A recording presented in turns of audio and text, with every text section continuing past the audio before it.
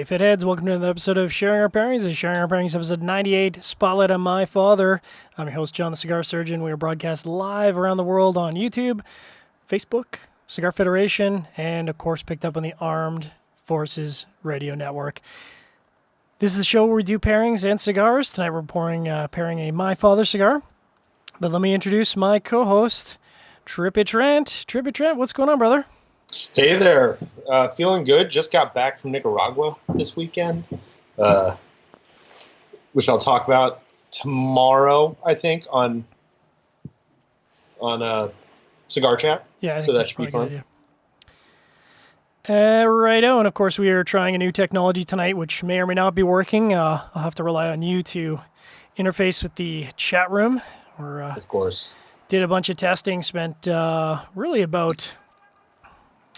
I'd say about 4 hours testing, 5 hours testing, and a bunch of time during the week. Troubleshooting and just making sure everything works. So, one way or the other, hopefully we have a working live stream. I think if people aren't getting the live stream on YouTube, they can certainly switch over to Facebook Live.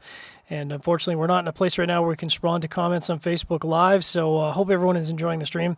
But really, we're here to talk about some of the cigars we got tonight. I am going with the... Of course, because it is Spotlight on My Father, this is the Don Pepin Garcia, My Father, JJ Bellicoso. And Tripp, you have a great treat that is one of my favorites. I have the number one. It's a 5.5 by 52 Robusto. And I actually got these from the My Father factory. They were kind of, typically when you go to a factory tour, they'll give you some sort of little gift. And in this case, it was a 5-pack of these bad boys, which are almost gone already. Yeah, I mean, that's a pretty good gift. I think I would probably blow through a 10 or 20 pack of those in easily a couple weeks. You're obviously at an accelerated pace because you can probably smoke in nicer weather than I can.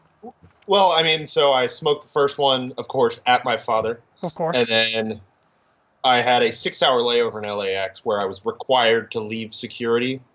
So I figured, why not just smoke a cigar in the middle of the night? Absolutely. Makes perfect sense. Oh, very tasty. So this, a little bit about this, I'll talk about my cigar and you can talk about your cigar. So this is the Don Pepin Garcia JJ Maduro Bellicoso. Bellicoso this one is been sitting in my humidor for about 3.5 years. And it's delicious. I'm really enjoying it. Nicaraguan wrapper, Nicaraguan Corojo and Criollo filler. And I think the MSRP on this is $8, although deals can be found all over the Intertubes and your local B&M. Talk to your local B&M, get a deal, because there's some deals to be had. Now, the interesting thing, and I didn't know this, do you know, Ted, and maybe I'll ask you, Tripp, throw you under the bus. Do you know what the JJ in the JJ Bellicoso stands for? I don't, actually. Now that I think about it, I would assume, I'm just going to throw it out there and I'm going to guess Jaime and Jose. You know, that's not bad. That's a good guess. It is initials, and it's because of the collaboration of Jose and his son Jamie. So Jose and Jamie. Yeah, makes sense. And that makes sense. Yeah. So do you have the specs pulled up on your delicious little cigar there? I almost do, but I mean, I've smoked the cigar enough times that I can already talk about it. It is so. One thing I actually didn't know about this is for the My Father line.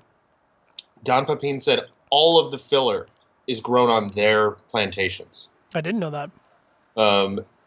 For some of the cigars, I'm not sure about this one. I know this one has a Habano wrapper from Ecuador. I believe the binder and all of the filler tobaccos are actually from the My Father farms in Nicaragua. Now, I'm sure we'll talk about it on Cigar Chat tomorrow night live, but I'm sure it was probably pretty tough to pay attention to the tour as he did. I've never been to the My Father factory, so, that sounds pretty awesome to me. Yeah, it was pretty great. Of course, Don Pepin himself speaks no English whatsoever. I do understand a little Spanish, but not very much. But he talked so slowly that I was able to understand about 30 or 40% of what he was saying. Nice. He, of course, had a translator, and then also Pete Johnson happened to be there. So I've met him a couple times. So he kind of filled in the parts that I didn't get from Don Pepin. I think it'd be interesting to find out, and maybe we can do this at the IPCPR, find out what everyone's comfort level with Espanol is, because my comfort level with Espanol and the average person's comfort level of Espanol, and then working in the industry, you obviously have to know your Spanish. Yeah, I believe somebody actually asked Pete, and I think it may have been somebody else, but I believe his answer was that he knows enough to order dinner and talk about cigars a little bit, but he's not fluent or anything. Like a lot, they just know enough to get a taxi to Esteli. Yeah, I mean, really, the typical Spanish. Where's the bathroom? How do I get a taxi? More beers. Yeah, exactly. More beers. More beers. But of course, this is the pairing show, so we are talking about pairings. I'm going to adjust my camera here because I don't have.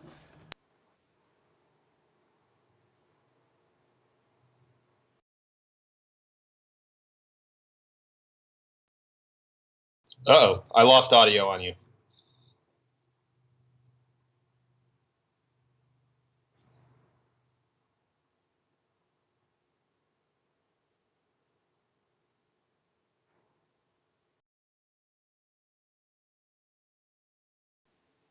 Come on. There we go. Some technical glitches as we try out our new system here. Sorry about that.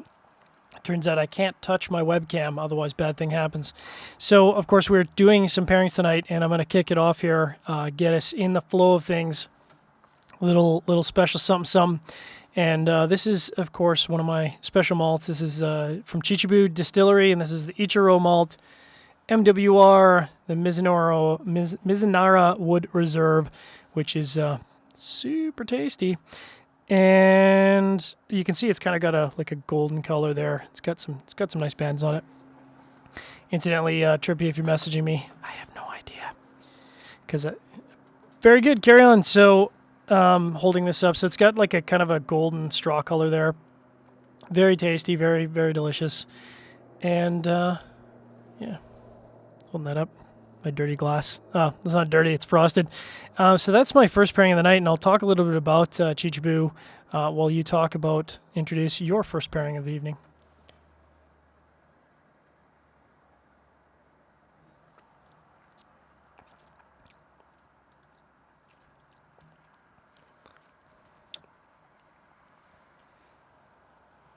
Interesting.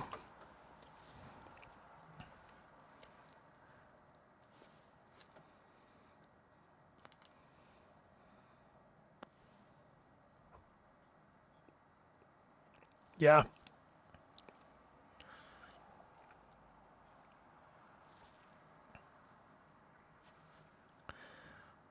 And of course, it's, I think, as a result of being entered in the Whiskey Bible a couple of years ago, that everyone went crazy over Yamazaki, and the price skyrocketed worldwide. Of course, before then, not a lot of people had really known about Yamazaki, but it's good.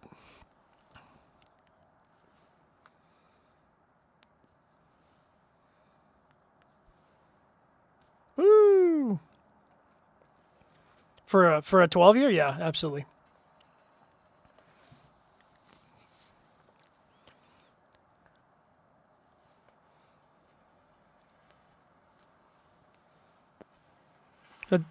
That doesn't seem reasonable. I mean, I like Yamazaki as much as the next guy, but yeah, that seems like a little bit much.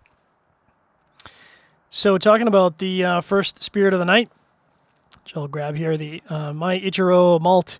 So a little bit about Chichibu. We've certainly featured them on Sharing Our Pairings in the past. We'll continue to feature them.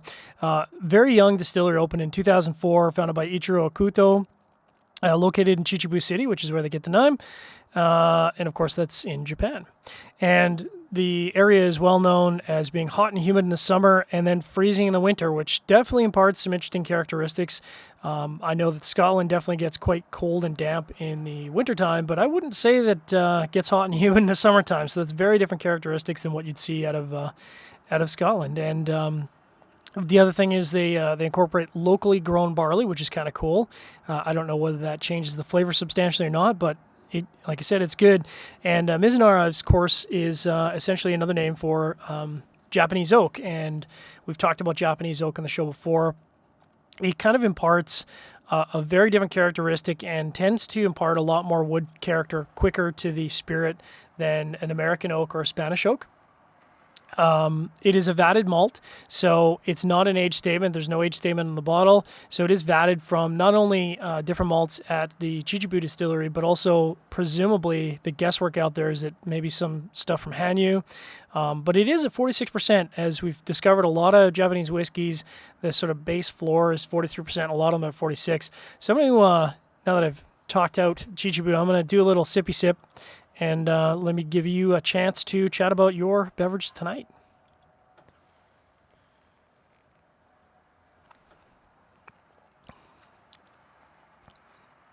Awesome.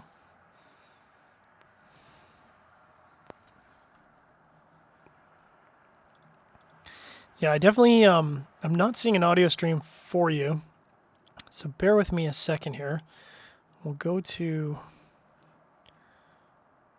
just go to blank for a second. And I'm gonna hang up and I'm gonna call you back.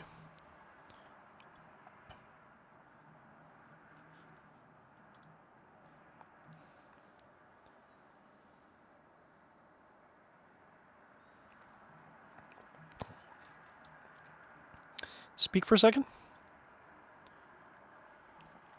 I've got no desktop audio for you. Bear with me a second. Try again. I've got no audio for you, with no explanation. Oh, there we go. You got it? Yep. All right. So sorry about that for our audience. We had some technical difficulties, as one happens when we're doing a live show. These things happen. That's how new technology always goes. So I don't know how much we lost of you, Tripp, but maybe we'll switch it over to you and let you chat about your beverage here. Yeah, so I believe that it went out before or during introducing the Yamazaki 12-year.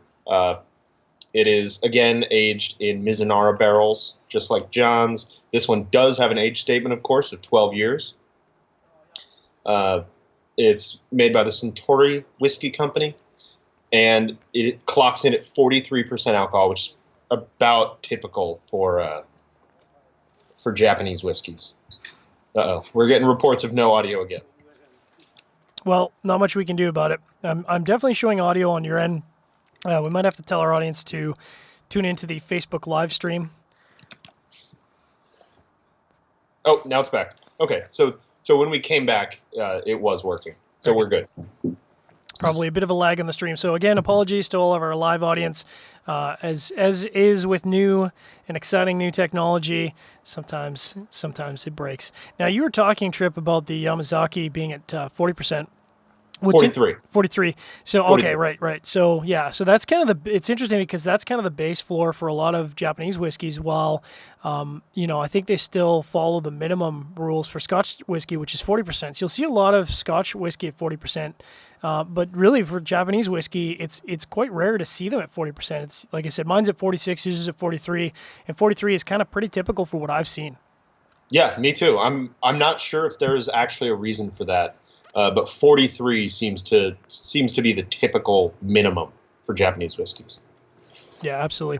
So I'm going to talk a little bit about my cigar before we have our first break here. So, because really haven't talked about it, and I'm about halfway through the first third. I can't remember if they were this good when I smoked them 3.5 years ago. I think they were, but I'll tell you, 3.5 years of age has not hurt this cigar at all. It is extremely rich, extremely smooth in the sense that it's got this wonderful chocolate note. It's got that sort of powdered cocoa mouthfeel to it, which I love. Nice rich creaminess. Started out sort of what I expect out of a Don Pepin Garcia stick. Very, very spicy. And the spiciness is really let up, very creamy on the retrohale, and I expect this cigar to evolve as it goes. How is your delicious cigar going for you? Just a barrel of spice, which I love. That's what I love. That's what really drew me to Don Pepin cigars in the first place. Yep. About 10 years ago when I started smoking them. But now, I mean, this one just has so much complexity under that spice. It's got a ton of spice, then some sweetness and some, I would say, like a baking spice kind of flavor, and then a caramel kind of sweetness. Nice. It's just a delightful cigar. Those are all things that are relevant to my interests, which is why I love that cigar so much. Just a reminder to your audience, you're tuned into Sharing Our Pairings, episode 98, Spotlight on My Father. We're broadcast live around the world on cigarfederation.com, youtube.com, now Facebook Live, which hopefully our Facebook Live listeners are enjoying the stream. Who knows? Hope And, so. of course, picked up on the Armed Forces Radio Network. Sharing Our Pairings is brought to you by Gurkha Cigars. Gurkha Cigars, makers of the finest cigars in the world. Talk to your local B&M. Talk about Gurkha. I guarantee you, they've probably got, any B&M in the world has got to have 4 or 5 facings. They're going to have lots of facings for you. We, of course, are talking about pairing cigars and pairing various beverages. Doesn't have to be whiskey. We're pairing various things. Tonight, we were pairing some My Father cigars, and it good, man. Like I said, I'm positive that I did not pay $8 a stick for this. So, I probably would pay $8 a stick for this, but this, I think I got them as a bundle, and it was like $110 for a 20 cigar bundle, which, sweet deal. Oh, that is a steal. Mm-hmm. So, since I am smoking and drinking, I'm going to go back to my whiskey here and talk a little bit about the notes and let you talk about your whiskey. So, as with a lot of Japanese whiskey, what I find with Japanese whiskeys, some people don't like them. Some people really like them. I particularly like Japanese whiskey. I find that it tends to be a little bit softer, a little bit more nuanced than Scotch whiskey. The malt itself is not as estery as alcohol-y, so it doesn't give you that deep alcohol burn. Even at 46%, this is very, very sessionable. And on the nose, I get tons of stone fruit, like a little bit of pear, a little bit of peach, a little bit of vanilla. I mean, just delicious. I'm going to take some more sips and refresh my mind of how delicious this is. And Tripp, I'll let you talk about how the first beverage is going for you. Yeah, I kind of missed out on talking about it in the first place because of our technical difficulties. So like you were saying, Japanese whiskey mimics Scotch, but there are some distinct differences. I find them, like you said, a little softer, but also a little less sweet. A lot of the Highlands whiskeys can be very, very fruit forward. Yeah. And even though this is fruit forward, it's not like that honey kind of sweetness that's almost biting. So what I get from this, it starts off with a ton of like peach and pineapple fruitiness. And then on the finish, there's some maybe cinnamon and apple. And just a touch of like spice, like you would get from a rye or something like that. Just a touch of it on the finish. I think it pairs fantastically with this cigar. Now, talking about your cigar pairing there, because Don Pepin Garcia sticks typically are quite spicy. And like you said, I mean, I would put them at the far end of the spectrum for spiciness. Mm-hmm. How are you finding the spice from the whiskey and the spice from the cigar kind of interplaying there? I think it goes together really well because the whiskey sort of calms the spice of the cigar down a little bit. It doesn't seem quite as intense and peppery. Interesting. After a sip of the whiskey. Well, I definitely find, we're having very different whiskey experiences because mine is absolutely what I would sort of describe as a very typical Speyside whiskey. So it's got a lot of the fruity quality. It's very sweet, not overly sweet like you were describing. I don't think with Japanese whiskey, you're really not going to find prominent flavors. That is, everything is kind of nuanced and balanced, which I dig. And again, part of the reason why I like Japanese whiskey, it does a great job of sort of contrasting, it does a great job of complementing this cigar because the fruitness, the sweetness is not overrunning the sweetness I'm getting from the Maduro, from the wrapper. And if anything, I'm actually getting more spice from the cigar after taking a sip from the whiskey, which is nice because the spice really has fallen to the background. And the creaminess is not being run over. Like typically, I might find if the creaminess on a cigar is really subtle, it might get run over by the harshness, the alcohol from the whiskey. And I'm not finding that here at all. Yeah, I can definitely see that with a whiskey like that. So very good. I don't know if it's my pairing of the night, but I don't necessarily need to move on to my second whiskey yet. That's exactly what I was going to say is we don't have to move on. We can just keep drinking this and I'll be happy. Be the longest short pour episode we've ever done. Because typically a short pour episode runs 20 minutes and regular sharing our pairings goes 58 minutes. But whatevs, it's all good. I am going to get into my second whiskey here. And the nice thing about doing 98 episodes of sharing our pairings is I can kind of cheat in the show prep. because there is some information there that, I don't have to go back and research again.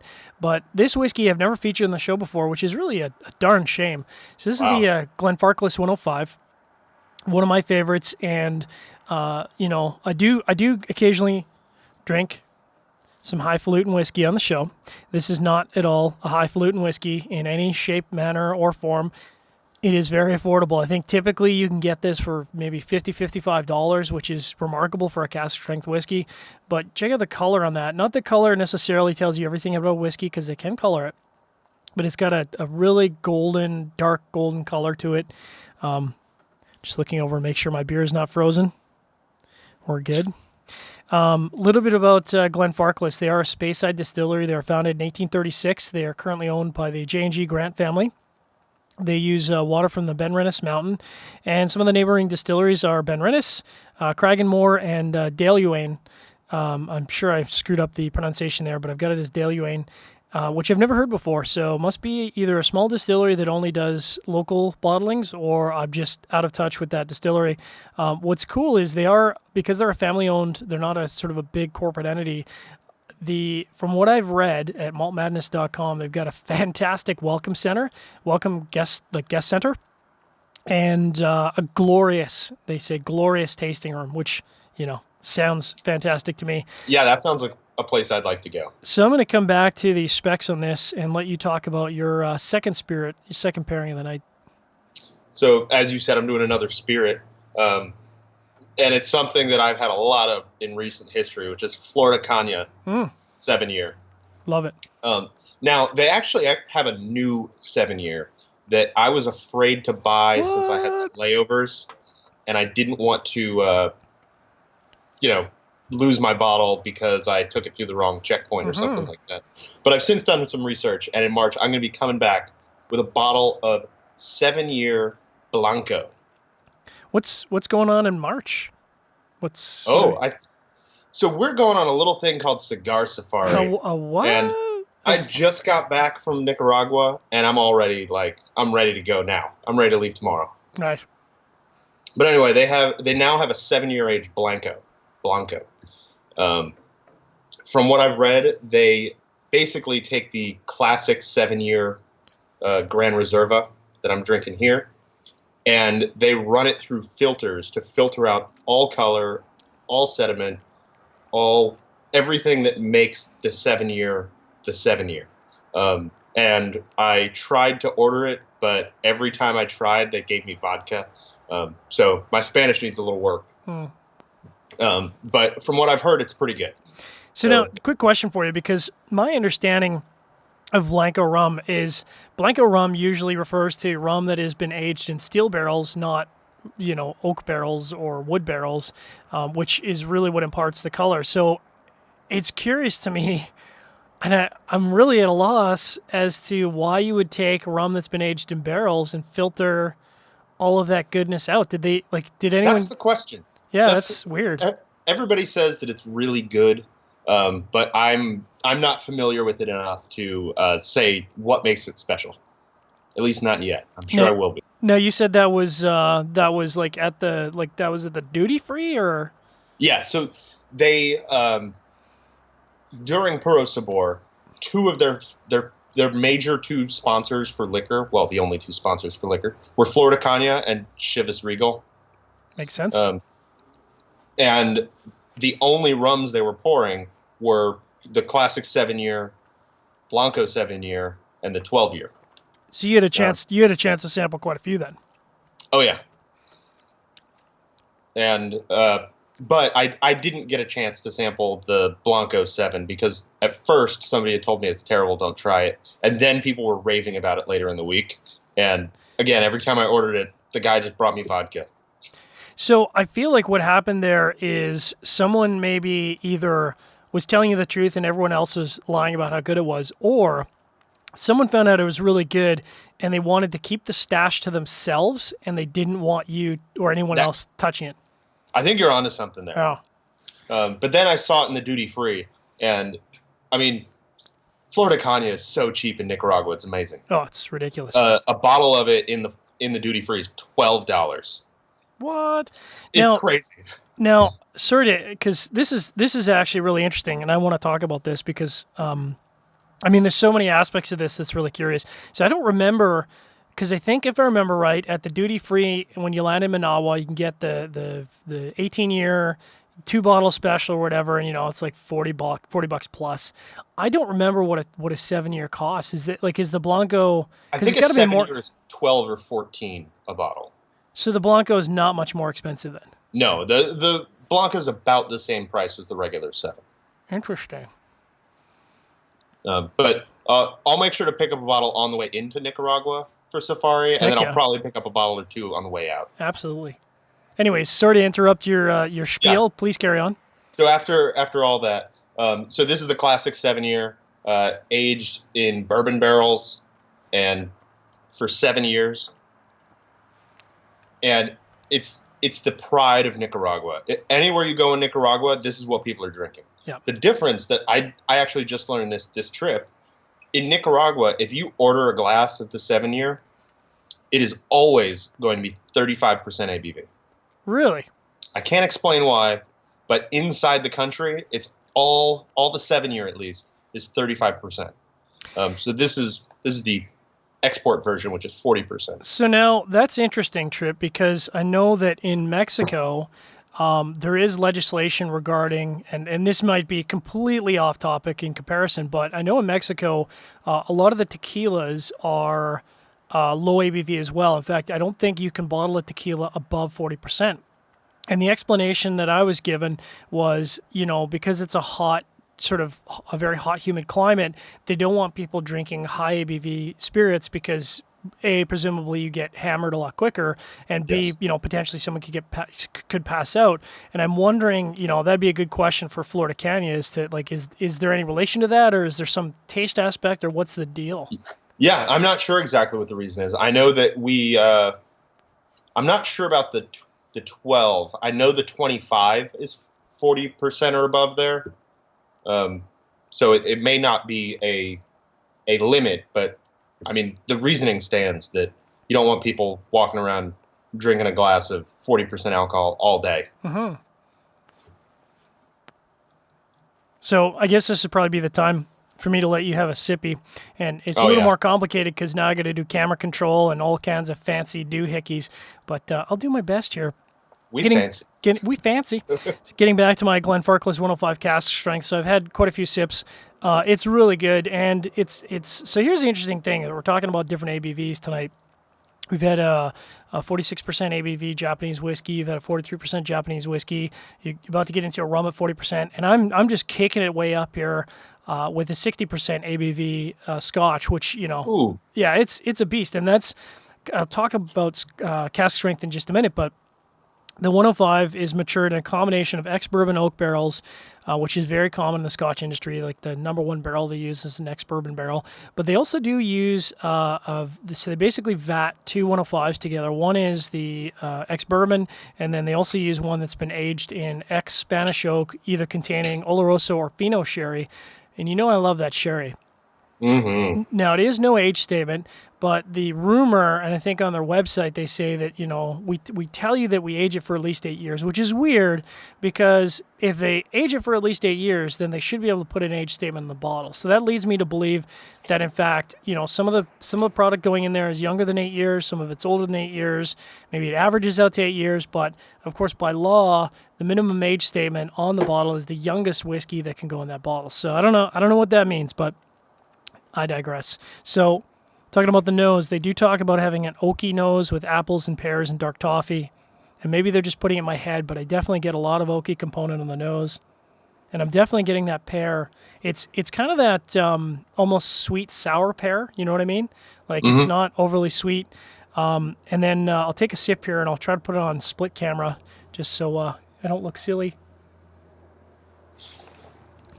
I mean, maybe I'm just used to drinking 60+% ABV, but it's definitely got that that Oloroso sherry spice to it.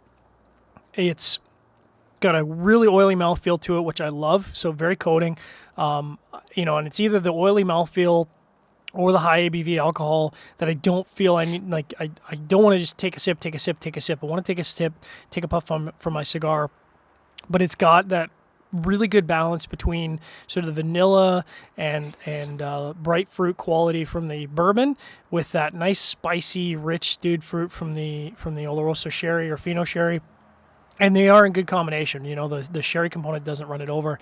So I'm going to take a couple puffs of my cigar here and let you talk about how that delicious Florida Canyon is working for Oh, you. I just love Florida Canyon. I had never had it until the first time I went to Nicaragua, and now I just can't get enough of it. Mm-hmm. It starts off with kind of a bourbon quality, and as I think I've said on the show before, I've given people a glass of Florida Canyon and said, "What is that?" and they say bourbon every time because it's the color of bourbon and it's got a lot of bourbon character Mm-hmm. from those barrels. But then after that initial like smoky sweet bourbon flavor, there's some like a toasted almond kind of flavor and some very pronounced toasted coconut, which goes really well with the spiciness of the cigar. Now, I'm a bit of a snob sometimes when it comes to spirits, and I tend to really enjoy the 12 year and the 18 year. And sometimes I find with the 7 year, it can be, how shall I put this? It's a little alcohol forward. You know what I mean? Like Yes, the absolutely. now, are you finding that with and I guess first of all, well, I guess you haven't tried the Blanco. You said yet. No, Okay, so that's but interesting. I've tried all the others. But yeah, definitely have tried all the others, including an up to I think I've tried the 25.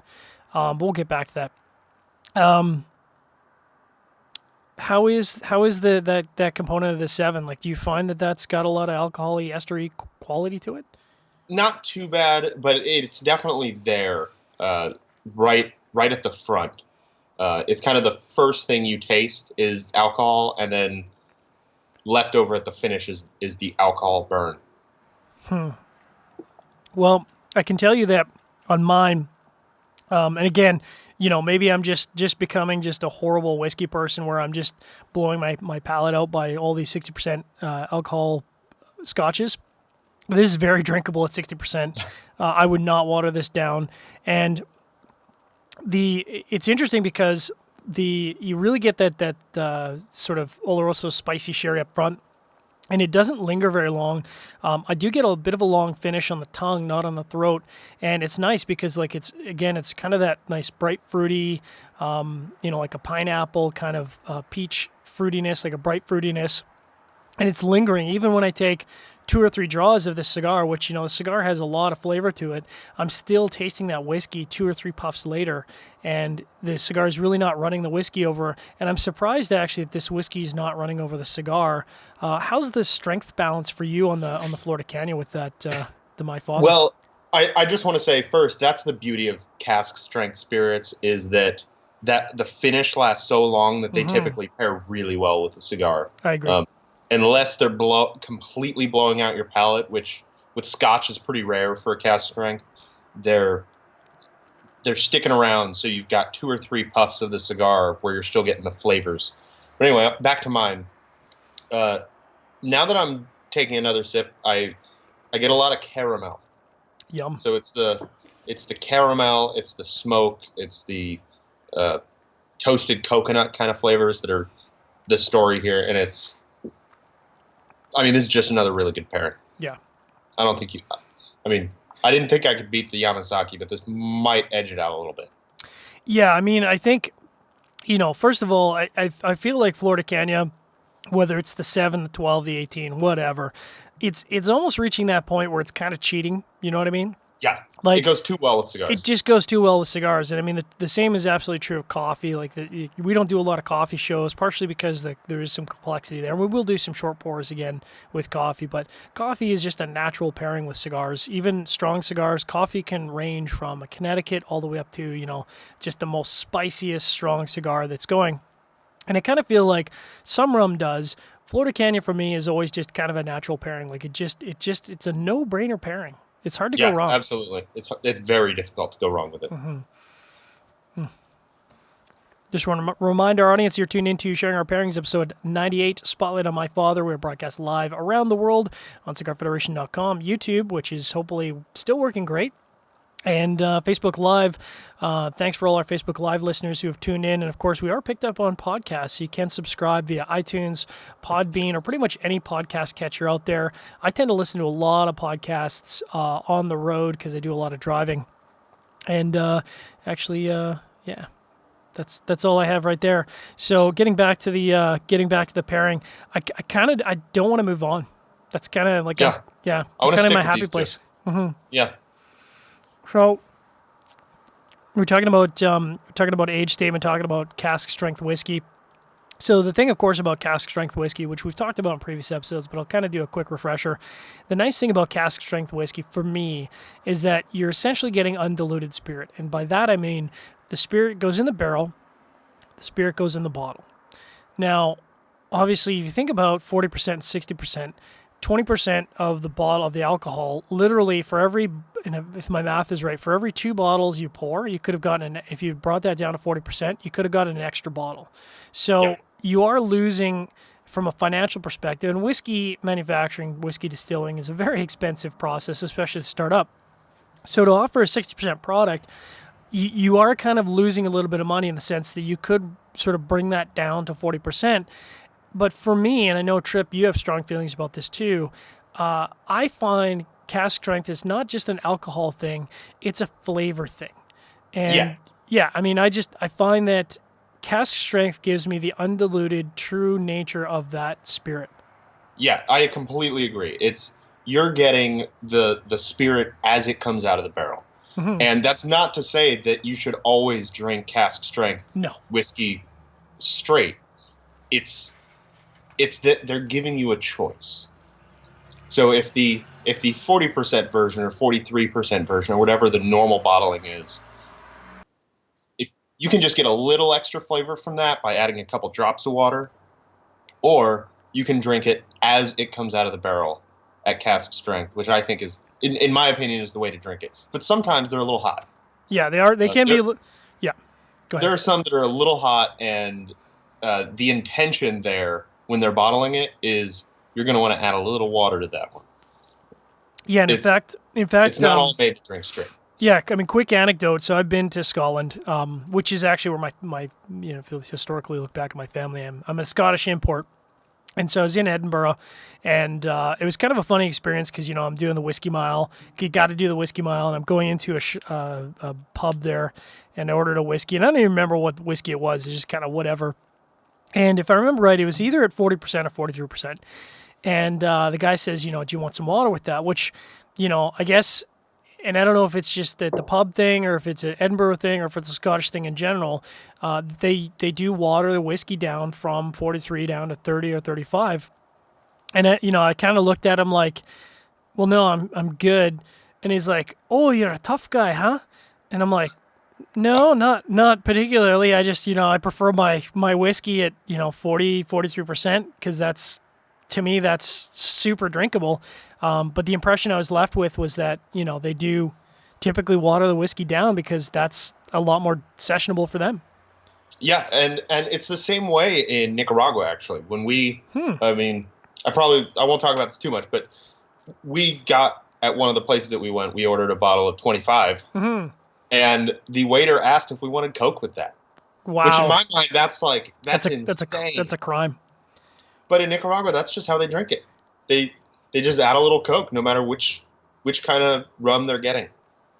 Yeah, the one of the first phrases, and I'm gonna sort of jack this up because my I've been super busy at work and haven't been upkeeping on my Espanol, but I believe it's sin haciel, which is without ice, and it's a phrase I learned because when I do find that not just in Nicaragua, when I travel to Cuba or when I travel anywhere else, and even really here, by default, people want to serve any kind of alcohol spirit, whether it's bourbon, whether it's rum, whether it's scotch. They want to put it over ice. And, you can have your drink any way you want, but I'm not putting ice in it. And I'm certainly not putting ice in a 25-year-old rum. Yeah, absolutely. And that was another thing. That was actually difficult. It was difficult to get across, like, at these big galas and stuff. Each table had their own waiter. Yeah. And the last night at the big fancy gala. Fancy. I could not get a glass of rum that didn't have ice in it. Mm. Every way I asked for it, this guy brought me ice. Yeah, that is absolutely why one of the first phrases I looked up was, how do I order any sort of drink without ice? Because I don't want ice. Like I don't want ice. Even if I was drink a 7-year, I probably don't want to drink it with ice. That's just unless it's real hot out and you're in the sun, I don't need ice. No, I don't need ice. So I'm going to get into my last pairing of the night, and it's a company that I featured a little while ago. And Rob isn't on the show anymore, but it is from his people. And I'm going to try and do the pronunciation as best as I can because it is Norwegian. And it's Nogne. And Nogne is from Grimstad, Norway. They've made their way all the way to Canada. I've had a few of their offerings. They're good. And essentially it means naked island. Now, it's not quite as sort of salacious as you might think. It basically means that it's a barren island. There's no vegetation. There's no trees. It's just a rock. It's a rock on the water. So, not quite. That's a lot less sexy than I was picturing. It's way less sexy. But they have a cool mission statement. Their mission is to create fantastic, full-bodied, and handcrafted beer. They use knowledge, quality, and a constant search for new flavors to make one of the world's leading craft breweries. This particular beer is a beast, which is why I saved it for last. There's no ice crystal forming, and I'll explain why there's no ice crystals forming in just a quick second. But what I like about their beers is it does have a really nice sort of crafted taste to it. They're all very, very good. This is the Adventurous Brown, which is from my Advent calendar. So I ended up picking up, because the Scot in me wanted to get a good deal, so I ended up getting one of the Advent calendars. It wasn't fashionable to buy the Advent calendar, so they dropped the price by, I don't know, 20%, 30%. So there we go. I was all over that, always looking for a deal. But this bad boy, which you can see, they call it a brown ale, but I'll tell you what, that is dark and delicious. I mean, you would not, looking at that color, you would not call that a brown ale. I'd call that a porter. That's pretty much approaching porter quality level. And there's a reason for that. It's 10% ABV. It's a beast. Yeah. It's a heater. It's a heater. So, I might get, we've only got about 15 minutes left in the show, but who knows? I could get pretty gooned by the end of the show on 10%. But, I don't have a detailed list of the IBUs or the original gravity or anything fancy because, unfortunately, not listed on the website. All I have is it uses local water, malted barley, malted wheat, muscovado sugar, which I have no idea what muscovado sugar is.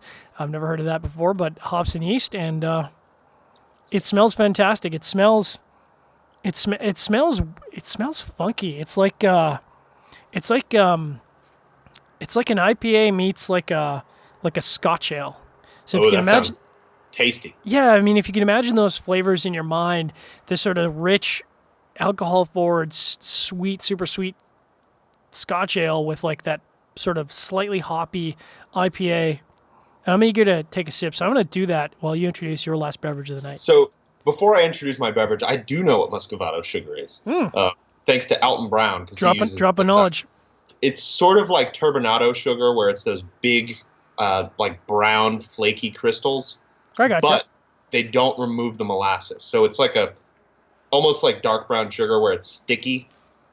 It's kind of like that, only with much larger, like turbinado style crystals. I can dig it. So, on to my last pairing. I have Ninkasi, who I've featured over and over again. Love them.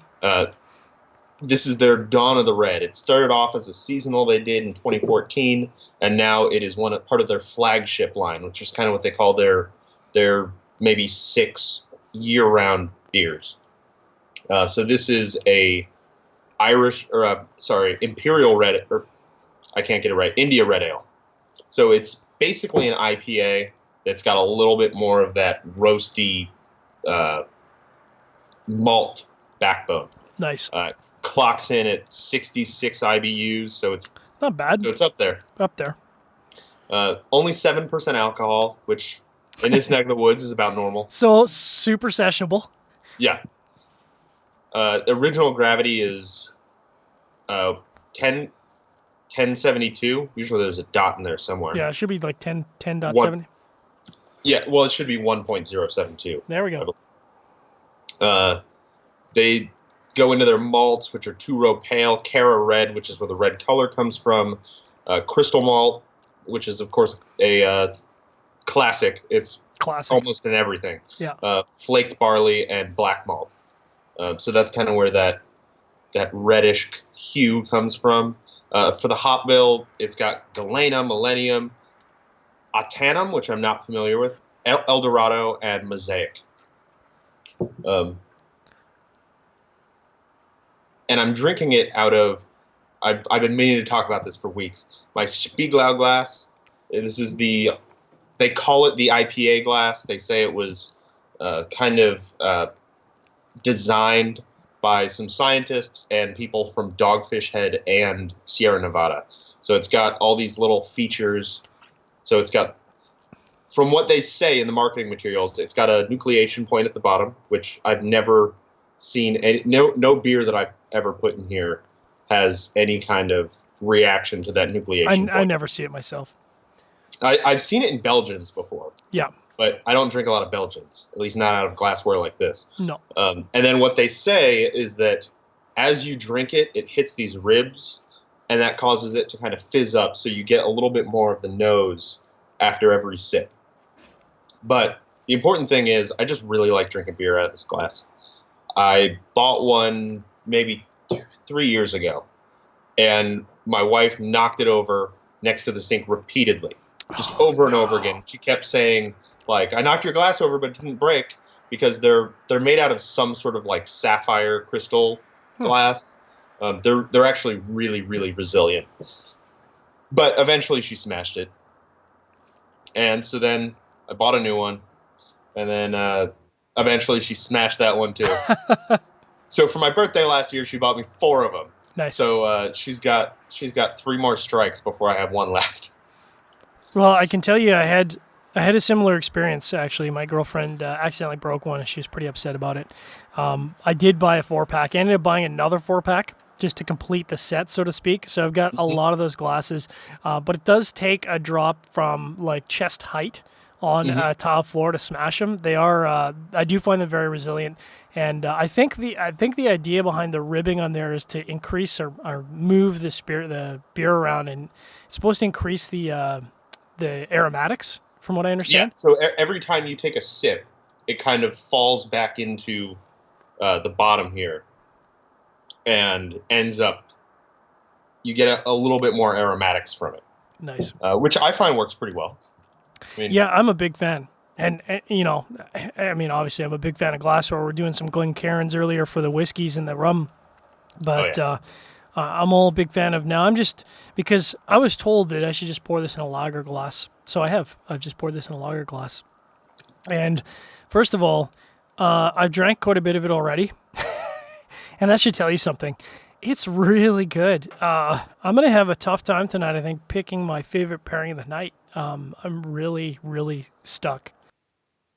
Because it's just got this, like I said, I think it is a great combination between, it's got a little bit of hoppiness to it, but barely detectable. I think if I were to guess in the IBUs, I'd say it's got to be around 20-25 at most.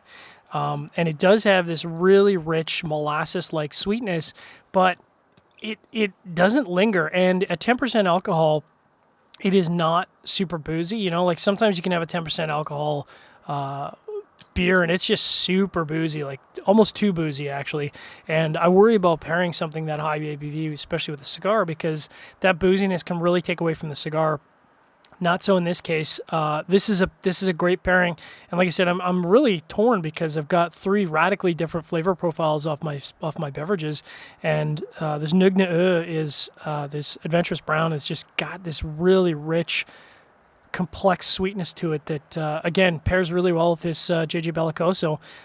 Now that I've given you some time, how is that beer holding up? This is just a great beer, in my opinion. It's like it's exactly what the tin says. It's an IPA that's got a little bit of that roastiness from a red ale, and I feel like they just mix together so well.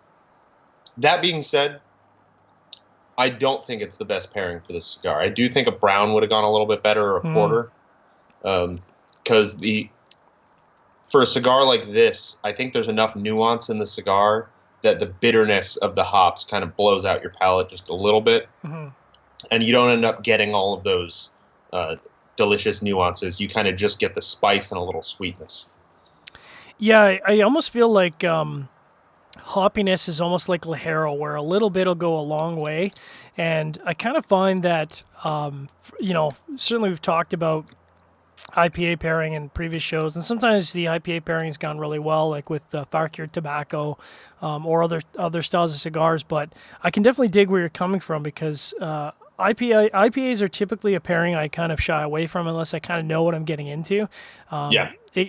Unfortunately, the thing with bitterness and with hops really is that it can just sort of take over the flavor profile and just run the cigar right over, frankly. Yeah, and that's definitely what I'm getting here.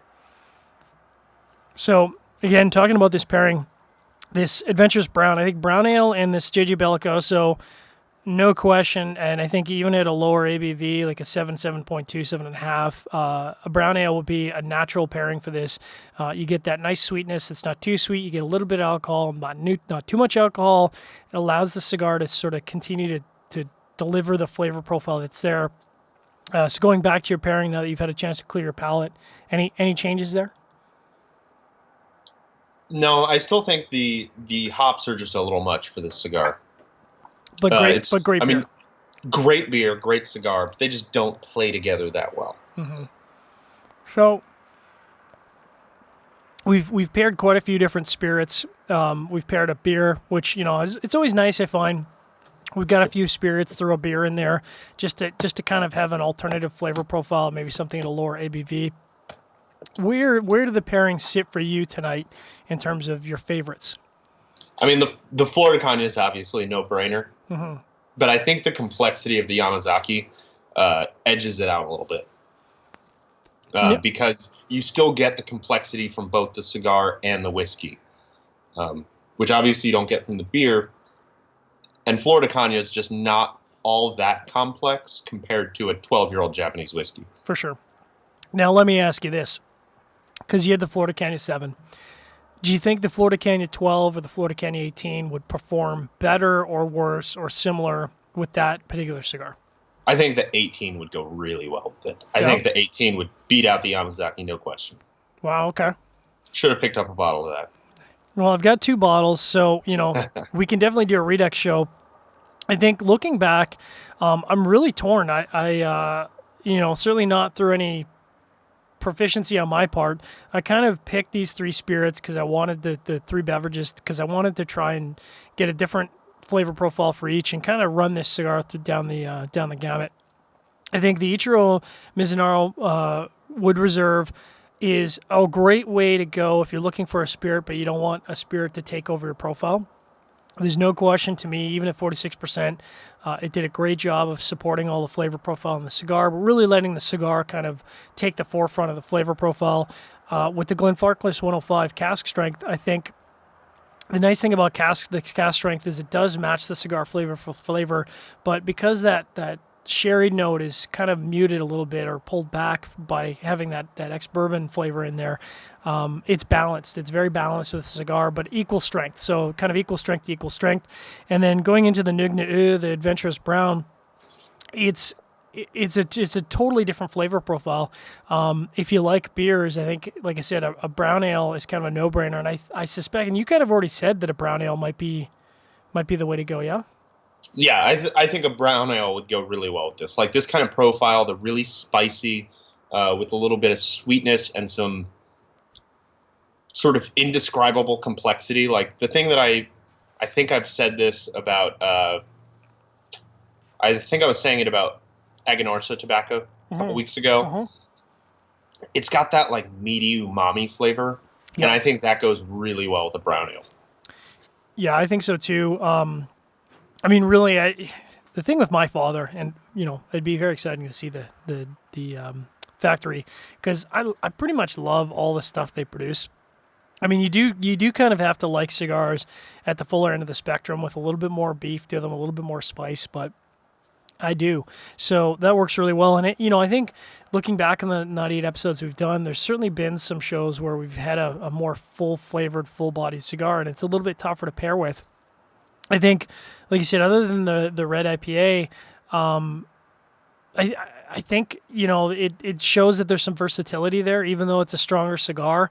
I think you have a lot of different options where the spirit or the beverage isn't going to get necessarily run over by the cigar. And in fact, I guess you've kind of found the opposite because really, in your case, the beer was kind of interfering with the cigar.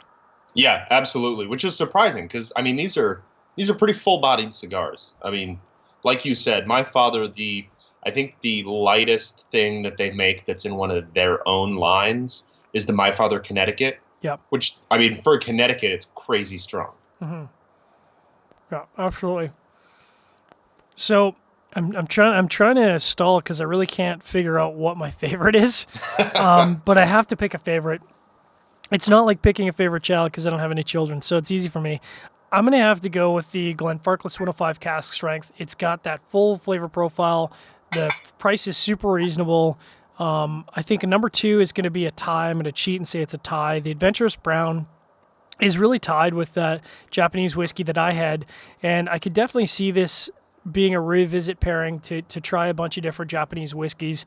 I think it's got a lot of versatility in it, really. Yeah, I mean, my father. It's just surprising because my father. I mean, we're smoking two completely different cigars from my father. I mean, mine is, I don't know how old, but maybe 6 months or so. I mean, they've never left Nicaragua, and yours is old, and it's surprising the amount of range that they have. But I think I think any My Father cigar we picked up, we'd be able to pair with these whiskeys and beers. Well, your beer, not mine. Yeah, I think it's pretty clear based on and it's funny to me in a way that the beer pairing was one of the most challenging pairings of the night because so often on the show we'll pivot to a beer pairing just because beer can go really well with cigar, especially, you can go lighter beers, you can go medium beers. I don't know. I think, even stepping up to a porter that's not so in your face would go really, really well as long as the sort of espresso quality in there wasn't too overpowering. Mm-hmm. Yeah, I could see that. I could definitely see that. So, very successful show. And of course, we are going to be back tomorrow night. We're going to have Cigar Chat. Now, we are going to have to move the time up a little bit to accommodate my scheduling, not anyone else's scheduling, because I have double booked myself and fortunately did not look at my calendar. But I'm going to be attending a chef showdown, which I'm very excited about. I've never attended a chef showdown experience before, so kind of super excited for that. That's taking place tomorrow night, but we will have Cigar Chat. We'll have our time posted on the front of cigarfederation.com. We'll update our Facebook Live and our YouTube time to let everyone know when that's going to be, but we'll be back tomorrow night for sure. And Tripp, you can talk a little bit about your trip to the Puro Sabor Festival. Yeah, I'm gonna give a little recap. I've got like a post coming that's gonna be kind of long-winded. But it's a little easier to just talk about it than write about. And I mean, obviously, I'm really sad that I missed it. I had to work on my birthday, which was last weekend, and really, that's not why I missed Puro Sabor. I had to work. Otherwise, I would have loved to be. Otherwise, you would have been there for your birthday. Absolutely, and I've already kind of blocked off that time next year, so I'm really hoping that I can be down at the Puro Sabor Festival next year in Nicaragua because I think that's going to be the 4th year. Next year, something like that. Oh, next year is going to be the 7th year. This was the 6th. That's just embarrassing that I've been to Nicaragua as many times as I have, and I've not been able to make it down to the Puro Sabor Festival. So definitely have to check that out. It's fantastic. But thanks everyone who tuned in live on Facebook, everyone who tuned in live on YouTube, all of our podcast listeners out there. Thanks for tuning in. Thanks for subscribing, and of course, I want to say a big thanks out to our Armed Forces Radio Network listeners as we move into 2017 here. Thanks very much for your support. Hope you're out there staying safe. And as Robbie always used to say, thanks for doing things that we are not trained or geared to do, keeping us safe. We are not built to do. We're not built to do that. No, it's not